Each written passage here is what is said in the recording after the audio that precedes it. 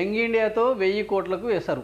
ఇప్పుడు ముఖ్యమంత్రి మానస పుత్రిక ఈ యంగ్ ఇండియా పెట్టేటప్పుడు ముఖ్యమంత్రి ఒక మాట చెప్పాడు, మనం అందరం గుర్తు చేసుకోవాలి.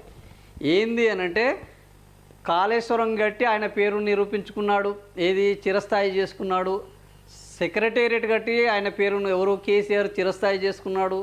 స్మృతివనం కట్టి చిరస్థాయిగా చేసుకున్నాడు. మరి నా పేరు కూడా ఉండాలి కదా, నేను చిరస్థాయిగా ఉండిపోవాలి కదా తెలంగాణలో, కాబట్టి నేను యంగ్ ఇండియా స్కూల్స్ను కడతాను అని ముఖ్యమంత్రి రేవంత్ రెడ్డి ఈ స్కూల్స్ పథకాన్ని తీసుకొచ్చినప్పుడు చెప్పిన మాట. ఇది అందరికీ గుర్తుండే ఉంటుంది, గూగుల్లో కొట్టినా వస్తుంది, గుర్తు లేని వాళ్ళకు గూగుల్లో కొట్టినా వస్తుంది. సో యంగ్ ఇండియా స్కీమ్ పెట్టినప్పుడు ఇది 2 ఏళ్ళు అయింది. యంగ్ ఇండియా మానసపుత్రిక, ఇప్పుడు కేసీఆర్ మానసపుత్రికలు అని చెప్పుకుంటున్న కాళేశ్వరం కానీ, ఇరిగేషన్ ప్రాజెక్టులు కానీ, ఆ తర్వాత సెక్రటేరియట్ కానీ, ఆ తర్వాత స్మృతివనం కానీ, ఆ తర్వాత అంబేద్కర్ విగ్రహం కానీ దాదాపుగా మొదలుపెట్టిన 3 ఏళ్ళ నుంచి 5 ఏళ్ల కాలంలోపు పూర్తయినాయి పెద్ద పెద్ద ప్రాజెక్టులు. కానీ ముఖ్యమంత్రి రేవంత్ రెడ్డి మానసపుత్రిక నా పేరు చిరస్థాయిగా చరిత్రలో నిలిచిపోవాలి, విద్య ద్వారానే తెలంగాణ అభివృద్ధి చెందుతుంది అని బ్రహ్మాండంగా ఎక్కడికి వెళ్ళినా ప్రచారం చేస్తున్న ముఖ్యమంత్రి రేవంత్ రెడ్డి ఈ యంగ్ ఇండియా స్కూల్ ఒక్కదానికి కూడా ఇప్పటి వరకు ఓ లింటర్ లెవెల్కి వచ్చినాయి కానీ, ఓ రూఫ్ లెవెల్కి వచ్చినాయి కానీ, ఓ రూపురేఖలు సంతరించుకున్నాయి కానీ ఒక్కటి లేదు. అన్నిటికీ కొబ్బరికాయలు కొట్టడము, అగరబత్తీలు పెట్టడము, రిబ్బన్లు కట్ చేయడం, ఇంతకు మించి జరిగింది ఏమన్నా ఉందా అంటే ఏమీ లేదు. కానీ ఇందులో ఇప్పుడు జరిగింది ఏంటి అంటే ఒక 1000 కోట్ల స్కామ్. సో అది మొదటి నుంచి కాంగ్రెస్కున్న మంచో చెడో అది ప్రతిసారి నిరూపణ జరగడానికి కారణం ఏందో తెలియదు, కానీ ఇది ఎక్కడ అధికారంలో ఉన్నా అక్కడ కాంగ్రెస్ అనే ఒక పేరును మాత్రం సార్థకం చేసుకుంటుంది. సో ఈ స్కామ్లు జరగడానికి ఇప్పుడు మన దగ్గర ఎన్నోటి ఉన్నాయనేది మన హిల్ టు స్కామ్ మనం చూడడం జరిగింది, పెద్ద స్కామ్ అదొకటి. సో ఆరోగ్యశ్రీది బిల్లుల బకాయింపులు చెల్లించనివి, బిల్లులు పక్కదారి పట్టించినవి, కేంద్ర నిధులను తీసుకొచ్చుకొని ఇప్పుడు కేంద్రం వాళ్ళు అంటున్నారు కేంద్ర నిధులను తెచ్చుకొని వాటిని పక్కదారి పట్టించారు అని. సో అట్లాంటి స్కామ్లలో ఇప్పుడు యంగ్ ఇండియా కూడా చేరిపోయింది. ఆ యంగ్ ఇండియా ఏంటంటే 1000 కోట్లకు ఎసరు పెట్టారట.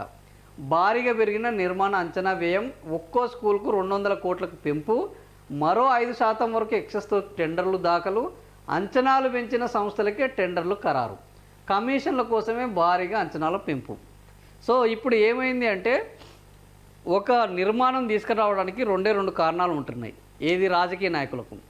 ఆ నిర్మాణం ఉన్నంత కాలము ఈ నిర్మాణం ఎవరి ఆయాంలో వచ్చింది అని చెప్పుకుంటేందుకు ఫలానా ఆయాంలో వచ్చింది, సెక్రటేరియట్ ఎవరి ఆయాంలో కట్టారు, ఈయన ఆయాంలో కట్టారు, స్మృతివనం ఎవరి ఆయాంలో కట్టారు, ఈయన ఆయాంలో కట్టారు, ప్రాజెక్టు ఎవరి ఆయాంలో వచ్చింది, ఈయన ఆయాంలో వచ్చింది. సో ఇట్లా వీళ్ళ పేర్లను చిరస్థాయిగా గుర్తుపెట్టుకునేటందుకు నిర్మాణాలను చేస్తున్నారు. ఇది ఒకటి కీర్తి పోరాటం, ఇది కీర్తి క్రెడిట్. రెండవది ఏంది కమిషన్ల క్రెడిట్. ఎన్ని డబ్బులు ఎంత అవినీతి చేసినా ఒక పెద్ద సంస్థ ద్వారా నిర్మాణం చేస్తే 200 కోట్లతోటి నిర్మాణం చేస్తే అందులో వచ్చే కమిషన్లు ఈ చిన్న చిన్న చిలకొట్టుడులు ఎన్ని కొట్టినా రావు. కాబట్టి ఇవి 100,000 కోట్ల ప్రాజెక్టులు, ఒక్కదానికే 200 కోట్ల ప్రాజెక్టు, అట్లా జిల్లాకు 2. సో 66 ప్రాజెక్టులు, 66 × 60 × 2 వేసుకుందాం, 1400 కోట్లు. సో 14 2 6 12 ఏంది 14,000 కోట్లు అవుతుంది ఒక్కొక్కటి, 60 × 200. సో ఇంత పెద్ద బడ్జెట్ తోటి వీళ్ళు ఈ కట్టే దాంట్లో కమిషన్ ఎంత అనేది లెక్క చూస్తే పెద్ద ఎత్తున స్కామ్ జరుగుతుంది. ఎందుకు అంటే ఇప్పుడు ఆ వ్యయాన్ని, అంచనా వ్యయాన్ని పెంచుతున్నారు. ఒక్క ఏడాదికే ఈరోజు రేట్లు దారుణంగా పెరిగిపోతున్నాయి. ఇనుము రేటు కానీ, ఐరన్ రేటు కానీ, సిమెంట్ రేటు కానీ, కన్స్ట్రక్షన్ యొక్క వర్కర్ల రేటు కానీ, అందులో ఉపయోగించే మెటీరియల్స్ రేటు కానీ, సో రోజు రోజుకు భారీగా పెరిగిపోతున్నాయి. 2 ఏళ్ళైంది ఇప్పుడు చెప్పి, 2 ఏళ్ళైంది వీటికి మొదలుపెట్టి, కానీ ఇంతవరకు అతిగతి లేదు. ఇప్పుడు అవి నిర్మాణాలకు తీసుకురావడానికి మళ్ళా అంచనాలను పెంచడం జరిగింది. ఈ అంచనాల పెంపులోనే విపరీతమైన స్కామ్ ఉన్నదనేది ఈ వార్త ఉద్దేశం. మరి ఈ వార్త ప్రకారం 200 కోట్లు మొత్తము, ఇందులో దాదాపు 45 కోట్లు పన్నులు ఛార్జీలకే వెళ్తుంది. అంటే నిర్మాణ వ్యయం 155 కోట్లు మాత్రమే. అయితే మొదటి టెండర్లు వేసేందుకు ఎవరు ముందుకు రాలేదు. ఈ సంస్థలు ఆసక్తి చూపెట్టలేదు. దాంతో టెండర్లు ఖరారు కాకపోవడంతో టెండర్లు దాఖలు కాదన్న ఆరోపణలు వచ్చాయి. ఇంతవరకు టెండర్లే ఖరారు కాలేదు. సంస్థలు రింగ్ అయ్యేందుకు ప్రయత్నించాయన్న వాదనలు ఉన్నాయి. ఆ తర్వాత మరోసారి టెండర్లు ఆహ్వానించారు. 10-15 సంస్థలు టెండర్లో పాల్గొన్నాయి. అయితే టెండర్ నిబంధనలు జాగ్రత్తగా రూపొందించారు. 5% లోపు మాత్రమే అంచనాలు పెంచుకునే అవకాశం ఇచ్చారు. దీన్ని ఆసరాగా చేసుకుని కొందరు కాంట్రాక్టర్లు 4.5 నుంచి 4.95% వరకు ఎక్సెస్ టెండర్లు దాఖలు చేశారు. అంటే కరెక్ట్గా నిబంధనలు పాటించారు. 5% దాటొద్దు అంటే 4.95% వరకు వేసుకున్నారు. ఎంత పర్ఫెక్ట్గా ఉన్నారు చూడండి. 1000 కోట్లు మొదట్లో ప్రభుత్వం వీటి నిర్మాణ వ్యయం 80 కోట్లు ప్రకటించింది. ఫస్ట్ మొదలుపెట్టినప్పుడు 2 ఏళ్ల కింద. ఇప్పుడు ఎంత అయింది? ఆ తర్వాత 125 కోట్లు అయింది. ఆ తర్వాత 200 కోట్లకు అయింది. 2 ఏళ్లలో 80 కోట్లు 100% అంటే 160 కోట్లు. కానీ 100%ని దాటి 200 కోట్లు అయింది. మళ్ళీ ఏమన్నా మొదలైందా అంటే మొదలైంది లేదు, దాంట్లో నిర్మాణం అయింది లేదు. ఓన్లీ పేపర్ల మీద అంచనాలు పెరుగుకుంటూ పోతున్నాయి. ఎక్కడ 80 కోట్లు, ఎక్కడ 200 కోట్లు.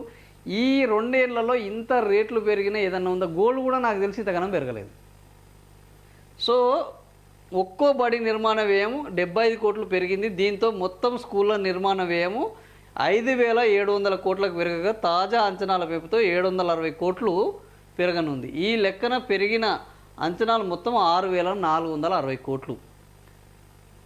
అంచనాల పెంపు వెనుక ముఖ్య నేత సన్నిహితుల హస్తం ఉన్నట్టు ప్రచారం జరుగుతోంది. సో తద్వారా దాదాపు 1000 కోట్లకు పైగా కొల్లగొట్టేందుకు రంగం సిద్ధమైందన్న ప్రచారం జరుగుతుంది. కమిషన్ల కోసం అప్పు తెచ్చి యంగ్ ఇండియా స్కూళ్లకు ప్రభుత్వం తన సొంత నిధులతో నిర్మించడం లేదు.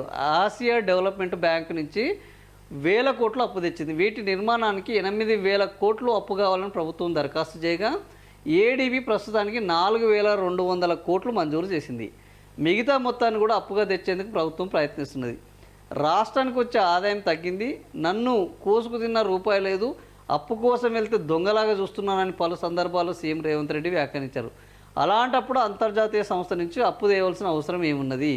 ఈ ఆడంబరం దేనికనే ప్రశ్నలు వస్తున్నాయి. సో బడి బిల్లుల్లో 30%, మన ఊరు మన బడి దాంట్లో 500 కోట్లు పెండింగ్లు ఉన్నాయి. వీటిలో బడా సంస్థలకు చెందిన 119 కోట్లు అయితే మిగిలినవన్నీ 5 లక్షల లోపు బిల్లులే.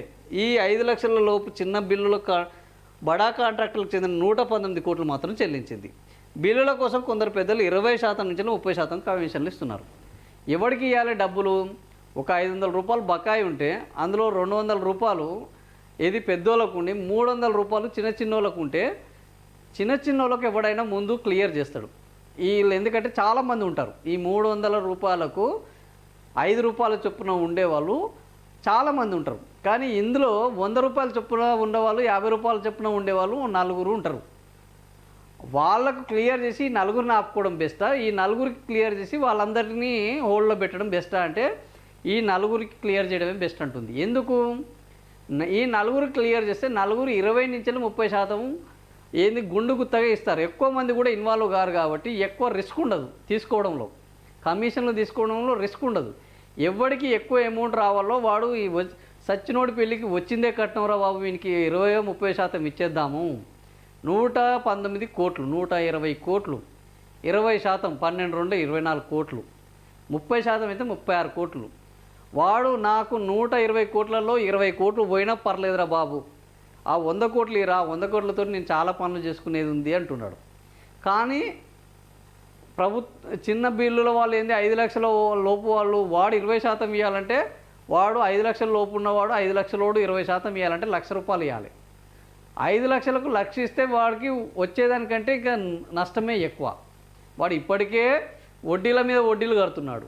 ఇంకా వీళ్ళకు 20% ఇస్తే 1,00,000 రూపాయలు పోతే 5 లక్షలలో వానికి మిగిలింది 4 లక్షలే. సో వాళ్ళు ఏంది ఇంత పెద్ద ఎత్తున మేము ఇచ్చుకోలేము, ఏదో 20,000 30,000 ఇస్తాం కానీ లక్షలు ఇవ్వాలంటే మా వల్ల ఏడవుతుంది అని వాళ్ళు అంటారు. దీంతో ఏం చేస్తున్నారు ప్రభుత్వం? సో ఈ చిన్న ఈ 10 పరకగాలను అందరినీ పక్కన పెట్టి 20 నుంచి 30% ఎవరైతే ఇస్తారో వాళ్ళు 2-3 ఉంటారు కాబట్టి వాళ్లకు అమౌంట్ ఇచ్చేస్తే పెద్ద ఎత్తున మనకు డబ్బులు వస్తుంది. సో విద్యాశాఖలు ఇప్పుడు ఇది ఆర్థిక శాఖలో జరుగుతున్న తతంగం. 4,500 కోట్లు తీసుకొచ్చారు, అంచనాలను 80 కోట్ల నుంచి 200 కోట్లకు పెంచారు, ఎక్సెస్ టెండర్లు వేసుకున్నారు, 1000 కోట్ల దందాకు తెరదీశారు. ఈ 1000 కోట్లు ఇటువైపు దండుకుంటూనే ఇంకోవైపు ఏంది కాంట్రాక్ట్ బిల్లుల చెల్లింపులో కమిషన్లు తీసుకుంటూ దండుకుంటారు. ఇది ఇప్పుడు రాష్ట్రంలో జరుగుతున్న దోపిడీ వ్యవహారం.